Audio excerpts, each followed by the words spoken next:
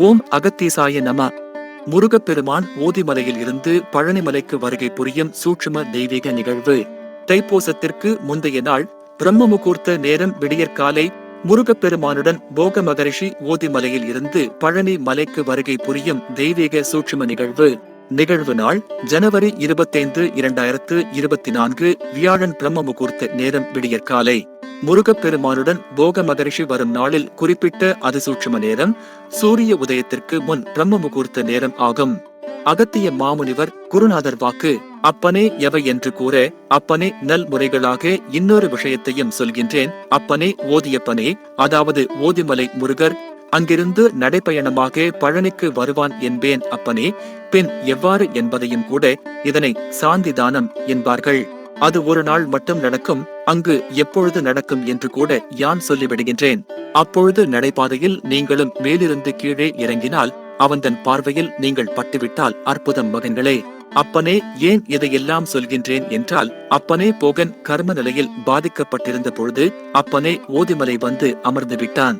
என்ன செய்வது ஏது செய்வது என்று தெரியாமல் திகைத்து நின்றான். என்ன செய்வது என்பது கூட தெரியாமல் போய்விட்டது போகனுக்கு. அதனால் முருகனே வந்து, பின் போகனே, நீ இவ்வாறு அமர்ந்து இருக்கின்றாயே, உந்தனுக்கு என்ன வேண்டும் என்று கேட்க, போகன், அப்பனே முருகா, எந்தனுக்கு ஒன்றுமே தெரியவில்லை இவ்வுலகத்தில். எதையோ சாதிக்க நினைத்தேன், பின் எதையும் அனுபவிக்காமல் போய்விட்டேன். உலகத்தை ஆளும் என் தாயவள் புவனேஸ்வரி, அவளும் என்னை கைவிட்டு விட்டாள் என்றெல்லாம் போகன் சொல்ல, அப்பனே போகா, என் தாய் உன்னை கைவிடவில்லை என்று முருகனும் கூற, உந்தனுக்கு என்ன தேவை என்பது எந்தனுக்கு தெரியும். இங்கிருந்து போ, அதோ அங்கே ஒரு மலை தென்படுகின்றதே, அம்மலைக்கு சென்று வா. அங்கே என்னுடைய ஸ்தலத்தை அமைத்துக்கொள், யானும் அதற்கு உதவிகரமாக நிற்பேன் என்று நல்முறையாக முருகனும் வாக்கு உரைத்து விட்டான். ஆனாலும் போகனுக்கு புரியவில்லை.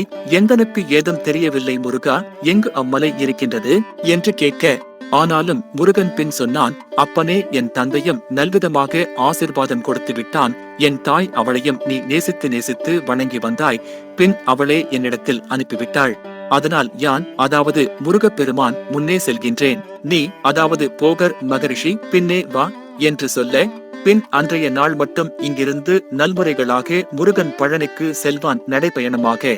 நடைபாதையில் அப்பொழுது போகனும் கூடவே செல்வான். அந்நாளை யானும் சொல்கின்றேன். எந்த தேதி என்றும் கூட தைப்பூசம் என்கின்றார்களே, அதன் முந்தைய தினம்தானப்பா, அதையும் இப்போதே சொல்லிவிட்டேன்.